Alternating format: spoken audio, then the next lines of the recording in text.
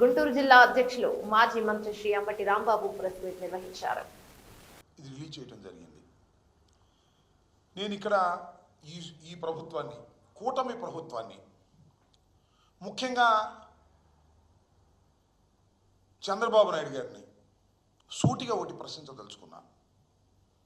ఎందుకు మీకు కాపు ఉద్యమం మీద కోపం, కాపు కులం మీద కోపం, ముద్రగడ పద్మనాభం గారి మీద ఎందుకు మీకు కోపం? ఒక్కసారి వెనుక నేపథ్యంలోకి వెళ్తే నారా చంద్రబాబు నాయుడు గారు 2014లో కొల్లలుగా ఇచ్చిన హామీల్లో ఒకటి కాపుల్ని బీసీలో చేరుస్తానని. చిరకాల కోరిక, మాకు సెంటిమెంటలీ ఆంధ్ర రాష్ట్రంలో ఉన్నటువంటి కాపులు బీసీల్లో చేర్చమని అనేకమైనటువంటి ఉద్యమాలు చేసినటువంటి సందర్భాలు ఉన్నాయి. ఎవరు అడగల, ఉద్యమం కూడా చేయలే. అప్పుడు 2014లో నారా చంద్రబాబు నాయుడు గారు అధికారంలోకి రావడం కోసం అనేకమైన వాగ్దానాలు ఇస్తూ కాపుల్ని 6 మాసాల్లో నేను బీసీలో చేరుస్తాను కమిషన్ వేసి అని చెప్పటమే కాదు, మేనిఫెస్టోలో పెట్టాడు. ఆయన వచ్చి సంవత్సరంన్నరైనా కమిషన్ కూడా వేయలేదు. వేయకపోతే ముద్రగడ పద్మనాభం గారు ఉద్యమం చేశారు, కాపులందరినీ సమీకరించారు.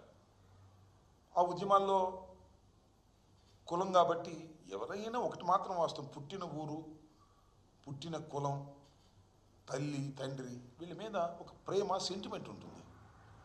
కాపుల్ని బీసీలో చేరుస్తానని చెప్పినటువంటి చంద్రబాబు నాయుడు గారు నెరవేర్చకపోతే ముద్రగడ పద్మనాభం గారు దాని ఉద్యమానికి పిలుపునిస్తే మేము ఏ పార్టీల్లో ఉన్నా మేమందరం కూడా పాల్గొన్నాం, ఫైట్ చేశాం. అయినా చంద్రబాబు నాయుడు గారు చేయలేదు, అది వేరే అంశం. నేను ఇక్కడ మీకు గుర్తు చేస్తున్నా, ఉద్యమం చేసినప్పుడు ముద్రగడ పద్మనాభం గారు ఒక పిలుపు ఇచ్చారు, పళ్ళేలు కొట్టండి అని. గ్రామాల్లో సైతం కాపులు పళ్ళేలు కొడితే కేసులు పెట్టారు. తుని బహిరంగ సభకు పిలుపునిస్తే ఇక్కడ నుంచి బయలుదేరి వెళ్తుంటే వారి మీద నోట్ చేసుకుని కేసులు పెట్టారు చంద్రబాబు నాయుడు గారి ప్రభుత్వంలో. కొన్ని వందల వేల కేసులు కాపుల మీద పెట్టారు.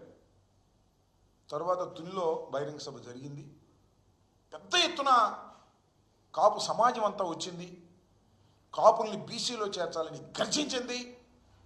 అక్కడ ఒక సంఘటన జరిగింది, రత్నాచల్ ఎక్స్ప్రెస్ ఆ బహిరంగ సభకు దగ్గరలోనే ఉన్న ట్రాక్ మీద కాలిపోయింది, దహనం అయింది. అది కాపులే తగలబెట్టారు అని చంద్రబాబు నాయుడు గారి ప్రభుత్వం కేసు పెట్టింది.